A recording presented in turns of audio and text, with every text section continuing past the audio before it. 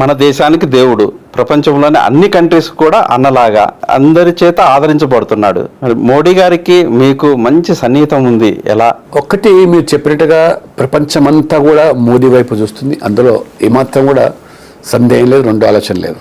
ప్రతి ఒక్కరు కూడా గొప్ప గొప్ప దేశ అధినేతలు ఈజ్ మై హీరో అంటున్నారు. ఒక ఆయన ఈజ్ మై గ్లోబల్ లీడర్ అంటున్నాడు. ఒక ఆయన పాదాభివందన చేస్తున్నాడు. ఒక భారత పౌరుడుగా మనం గర్వపడుతున్నాం. మోదీ గారికి దక్కినటువంటి ఖ్యాతి అది భారత ప్రజలకు దక్కిన ఖ్యాతిగానే మనం భావిస్తున్నాం. కాబట్టి ఆయనతో కలిసి పనిచేసే అవకాశం నాకు రావడం అంటే కూడా నిజంగా నేను ధన్యుణ్ణి.